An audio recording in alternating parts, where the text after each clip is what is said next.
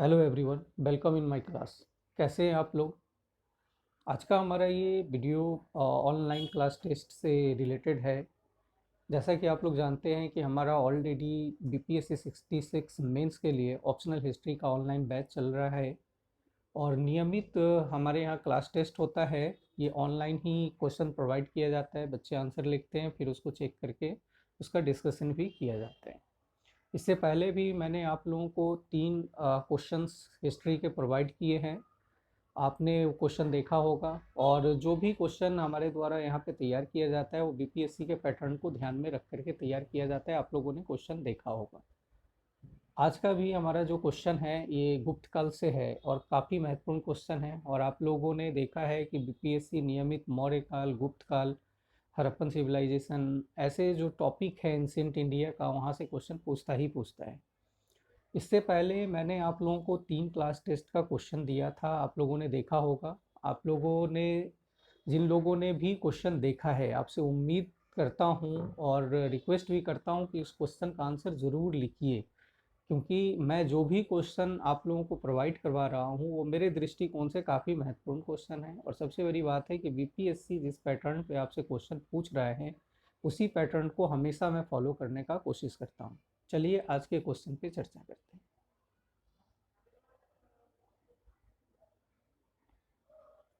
काफ़ी महत्वपूर्ण क्वेश्चन है, जैसा कि आप लोग देख सकते हैं। गुप्त युग के स्वर्ण युग होने संबंधी धारणा यथार्थ पर आधारित प्रतीत नहीं होता, कम से कम जनसाधारण के लिए। कथन को ध्यान में रखते हुए उन तमाम पक्षों की समीक्षा करें जिससे जनजीवन प्रभावित हुआ। इंग्लिश में भी क्वेश्चन है। The notion of the golden age of Gupta era does not seem to be based on reality, at least for the common public. Keeping in the mind the statement review all the aspects that affected the life of the common people। अर्थात ये question गुप्त काल के स्वर्ण युग की धारणा पे है कि क्या वास्तविक में गुप्तों का जो युग था वो स्वर्ण युग था। अगर स्वर्ण युग था तो कैसे था, और अगर आप इसे खंडित करते हैं कि ये स्वर्ण युग नहीं था तो उनके तमाम सारे एस्पेक्ट को आपको डिस्कशन करना है। ये इसी पे क्वेश्चन है।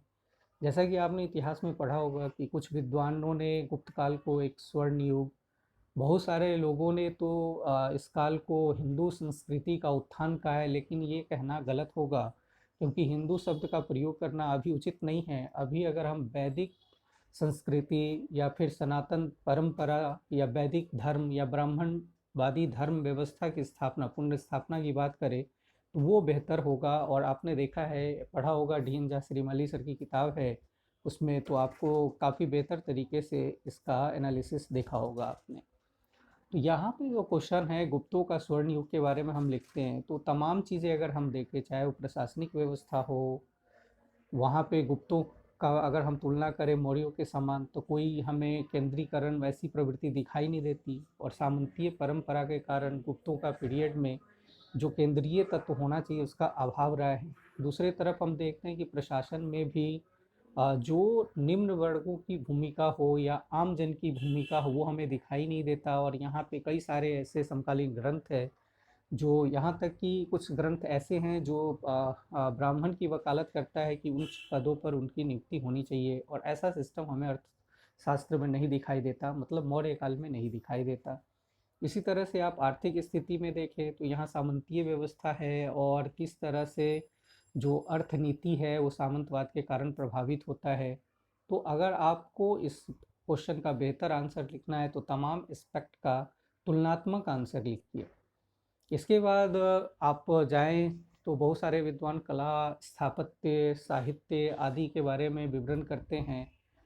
तो आप उन तमाम पक्षों को देखें कि क्या वास्तविक में ये तमाम पक्ष सभी के लिए था या कुछ वर्ग विशेष तक सीमित हो गया था। क्या समाज में सुविधा प्राप्त व्यक्ति और सुविधा विहीन व्यक्ति हो गए हैं, जिसके कारण हम देखें तो कुछ वर्ग देखें तो एकदम खुशहाली पूर्वक जीवन जी रहा है और कुछ पूर्वक लोग हैं जो कष्ट में है।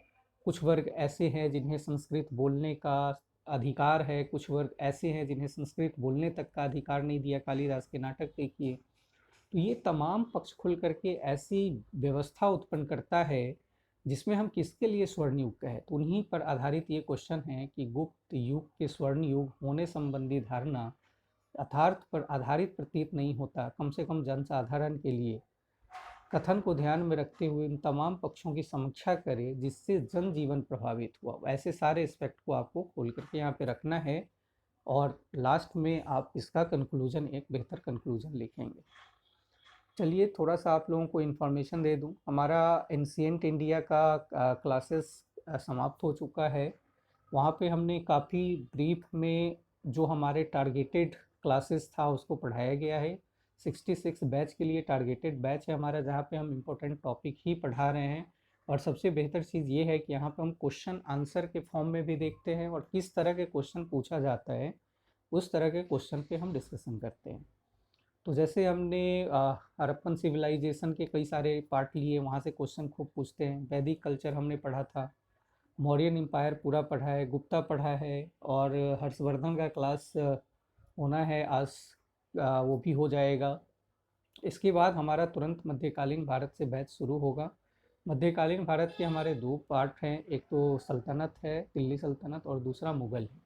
तो इसमें भी हमने कई सारे टॉपिक ऐसे हैं जो सेलेक्ट किए हैं और वहाँ से हमें सेलेक्टेड टॉपिक लेकर के चलना है, क्योंकि टाइम कम होने के कारण हम फाउंडेशन की तरह इस बैच को नहीं पढ़ाएंगे। जो टारगेटेड टॉपिक हो सकता है उसी पर हम विशेष ध्यान दे रहे हैं और अभी देना भी चाहिए। और हमारा कोशिश है कि आपका पेपर अच्छा हो और यहीं से सारे क्वेश्चन मिल जाए। इसके अलावा आप लोगों के लिए एक इन्फॉर्मेशन है कि हमारा foundation batch for 66 BPSC optional history के लिए ये नामांकन आरंभ हो चुका है। इस पे हमारा जो क्लास का पैटर्न होगा, ये हमारा ऑनलाइन बैच होगा। तो जो दूर दराज के ऐसे बच्चे हैं जो जिनका ऑप्शनल हिस्ट्री है, तो आप विश्वास के साथ मेरे साथ जुड़ सकते हैं।